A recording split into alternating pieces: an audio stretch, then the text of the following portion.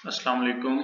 कैसे हैं आप सब? खैरियत से हैं? मैं हूं मोहम्मद बिलाल अशरफ और आप देख रहे हैं मेरा यूट्यूब चैनल फॉरेक्स ट्रेडिंग। आज 22 नवंबर है और वेडनेसडे है। ठीक है,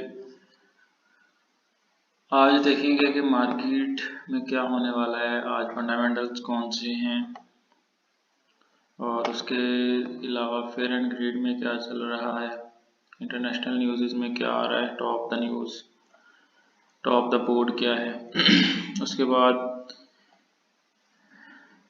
उससे पहले हम देखते हैं कि कल मार्केट में क्या हुआ है। तो गोल्ड में देखें, कल मैंने आपको बताया था गोल्ड का कि आपने 92 पे थी उस वक्त मार्केट, 1992 पे। तो मैंने आपको कहा था यहाँ से आपने सेल करना है, ये एरिया सेल का बनता है, रेजिस्टेंस एरिया है उस, और इसका एसएल मैंने 1997 लगवाया था। तो इसने तकरीबन पहले टीपी इसने हिट की 84 तक गया और उसके बाद फिर मार्केट बुलिश हुई है और काफ़ी ज़्यादा बुलिश हुई है, ऊपर की तरफ चली गई है। तो मैंने आपको ये भी बताया था कि दूसरा जो एरिया होगा वो सेल का वो 2006 होगा, ये मैंने कल की लाइन लगाई हुई है। ठीक है, तो यहाँ से भी सेल बनता है तो मार्केट ने यहाँ से भी प्रॉफिट दिया कल। तकरीबन मार्केट 95 समथिंग 96 तक आई है, चले कह लें 96 तक मार्केट आई है। तकरीबन 100 पिप्स का ये प्रॉफिट दिया इसने मार्केट ने और ऑलमोस्ट 80 पिप्स का ये प्रॉफिट दिया। 80 पिप्स और 100 पिप्स, 180 पिप्स, तकरीबन 180 पिप्स का प्रॉफिट कल मिला है आपको। अगर आपने ट्रेड की होगी तो मैंने तो लिया इतना प्रॉफिट, कल अच्छा खासा प्रॉफिट हुआ मुझे। और अगर एक दिन में इतना प्रॉफिट मिल जाए तो काफ़ी ज़्यादा होता है प्रॉफिट। फॉर एग्जांपल अगर आपके पास $100 का भी अकाउंट है तो आपने 0.01 की लॉट इस्तेमाल की है तो आपको $18 प्रॉफिट हो गया होगा, अगर आपने इतना प्रॉफिट लिया है, इतना अगर आपने सही एंट्री ली होगी तो। इसका एसएल था 2011-2012। ये एक स्ट्रॉन्ग रेजिस्टेंस एरिया है, इसको मार्केट काफ़ी दफ़ा टच कर चुकी है। डे वन में हम देख भी लेते हैं तो इसको मार्केट ब्रेक नहीं कर पाई। तकरीबन एक महीना हो गया है मार्केट इसको कोशिश कर रही है ब्रेक करने की, लेकिन ब्रेक नहीं हो पा रहा ये एरिया। ये देख लें, एक दफ़ा ये 2000 पे, उसके बाद नीचे गई है 1950 के करीब और फिर दोबारा आई है। यही एरिया इसने लगाया था 2008 और फिर नीचे गई है, यहाँ पे 1970 तक गई थी, फिर इसने 2003-4 लगाया, फिर नीचे गई। अब ये तीसरी दफ़ा इस एरिया को इसने टच किया है। वैसे तो देखा जाए तो ये दूसरी दफ़ा सही टच जो एरिया हुआ है 2006 का, 2008 का दूसरी दफ़ा टच हुआ है। तो यहाँ से सेल बनता है, मार्केट को कम से कम यहाँ से यहाँ तक आना चाहिए, 1900 तक जाना चाहिए मार्केट को, 1908 तक इसको जाना चाहिए। तो ये एरिया सेल का ही है, तो आपने एसएल लगाकर एसएल आपने लगाना। फिर आज का भी यही शेड्यूल रहेगा कि एसएल आपने लगाना है 2012 और टीपी आपकी होगी, पहली टीपी 1990, दूसरी 1980, तीसरी 1970। ठीक है, 1960 तक भी होल्ड कर सकते हैं। ठीक है, जितना जो होल्ड कर सके आप इस तरह किया करो ना। अगर आपको होल्ड करना चाहते हो, फॉर एग्जांपल आप ने ट्रेड जैसे रात को ली है 2006 से, तो वो 1995 पे आपने, मैंने कहा था क्लोज कर देना, ग्रुप में मैंने बोला था, ग्रुप में जो ऐड है उन्हें पता है। तो अगर आप लॉन्ग टर्म होल्ड करना चाहते हो, आपको लगता है कि मार्केट लॉन्ग टर्म जाएगी, तो आप ऐसे किया करो। फॉर एग्जांपल आपने 2005 या 2006 से ट्रेड ली है, तो जब ट्रेड प्रॉफिट में आ गई है, आपको लगता है कि दोबारा वो एरिया मार्केट नहीं लगाएगी, तो आप एसएल एंट्री पॉइंट पे कर दिया करें कि फॉर एग्जांपल अगर मार्केट दोबारा ये पॉइंट लगाती भी है तो आप बगैर लॉस के आपकी ट्रेड क्लोज हो जाए। तो इसका फ़ायदा ये होगा कि आपको अगर आपकी मार्केट खुदा न खास्ता वापस जाती भी है उसकी तरफ, एसएल की तरफ, तो आपको लॉस नहीं होगा। अगर प्रॉफिट नहीं तो लॉस भी नहीं होगा। तो अगर नहीं जाती तो फिर आपका होल्ड रहेगा, वो ट्रेड होल्ड रहेगी और आप लॉन्ग प्रॉफिट गेन कर सकोगे, ठीक है ना। लॉन्ग टर्म होल्ड करोगे तो अच्छा प्रॉफिट गेन करोगे, ठीक है। उसके अलावा मैंने DXY का कहा था कि DXY बाय जाएगा, DXY की भी मैंने एरियाज लगाए थे, तो DXY को देख लेते हैं। ये देखते हैं, ये वाले एरियाज मैंने लगाए थे कि ये अगर एरिया ब्रेक हो गया तो अब मार्केट यहाँ तक आएगी।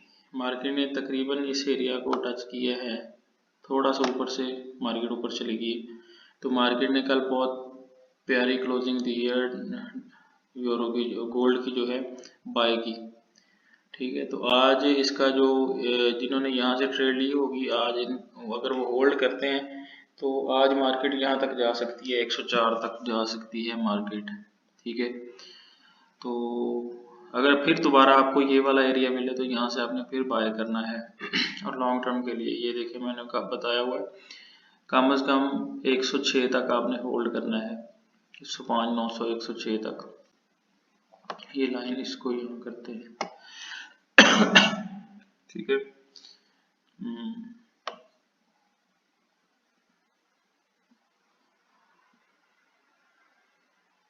ये होता है। तो DXY को आज आपने बाय करना है, क्योंकि ये इसके गोल्ड के और यूरो जो है उसके ये ऑपोजिट चलता है। अगर यूरो सेल आ रहा है तो DXY बाय जाएगा, अगर यूरो बाय जा रहा है तो DXY सेल आएगा, डॉलर इंडेक्स, ठीक है। तो यूरो को देखते हैं। यूरो कल मैंने कहा था 1.096 से आपने सेल करना है। SL मैंने आपका लगवाया था 1.099।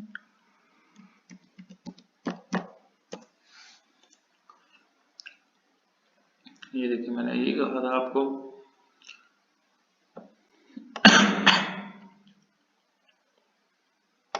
मार्केट ने ये लगाया और नीचे आकर क्लोजिंग दी 1.091 पे, 1.09 लगाया तकरीबन इसने। आज इसका मार्केट के चांसेस हैं यहाँ तक आ सकती है 1.0, इसको थोड़ा सा यहाँ पे रखते हैं, यहाँ तक आ सकती है मार्केट, 1.08485 तक आ सकती है।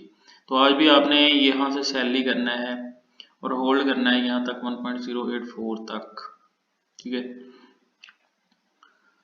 तो ये बिल्कुल DXY के ऑपोजिट है, देखें आप, कल DXY बाय गया, ये सेल गया है, आज फिर DXY बाय जाएगा और ये सेल जाएगा। तो आपने यहाँ से सेल ही करना है, यूरो में बाय नहीं करना है, यूरो में आज भी सेल ही करना है, ठीक है। उसके अलावा कैलेंडर को देखते हैं, कैलेंडर में क्या हो रहा है। रात 12 बजे था, FOMC मीटिंग मिनट्स थे, तो इतनी खास मूवमेंट नहीं हुई। आज जो डाटा है वो 6:30 बजे है, शाम 6:30 बजे अनएम्प्लॉयमेंट का ये होगा, इसमें अच्छी खासी मूवमेंट होगी। गोल्ड में 100+ पिप्स की मूवमेंट हो सकती है, यूरो में भी 30, 40, 50 पिप्स तक मूवमेंट होगी इसकी। तो इसमें भी देखें तो जो अनएम्प्लॉयमेंट रेट है वो कम हो रहा है, पहले था पिछले महीने 231 था, इस दफा 226 की है, मतलब अनएम्प्लॉयमेंट रेट कम हो रहा है, बेरोजगारी जो है वो कम हो रही है, तो डॉलर जो है वो स्ट्रॉन्ग होगा। एक्सपेक्टेड फॉरकास्ट क्या है, डॉलर स्ट्रॉन्ग होने के चांसेस हैं। तो एक्चुअल जो होगा वो न्यूज़ के बाद आपको पता चलेगा, ठीक है। ये इसके ऑपोजिट भी आ सकता है, डॉलर वीक भी हो सकता है, तो ज़्यादा चांसेस डॉलर के स्ट्रॉन्ग होने के हैं। तो वैसे भी हम अगर टेक्निकली देखें तो चार्ट में भी डॉलर जो है DXY वो स्ट्रॉन्ग हो रहा है आज। तो अगर डॉलर स्ट्रॉन्ग होगा तो डॉलर के साथ जो पेयर्स हैं वो वीक होंगे, ठीक है। जिस तरह यूरो USD हो गया, GBP USD हो गया, जो भी इसके साथ पेयर हैं वो आज वीक होंगे, ठीक है। उसके अलावा और कौन सी न्यूज़ है, 8 बजे है न्यूज़ एक USD की, रिवाइज्ड UM कस्टमर सेंटिमेंट्स, ठीक है। तो ये जो है इसमें भी जो डॉलर है वो स्ट्रॉन्ग होने के चांसेस हैं, ठीक है।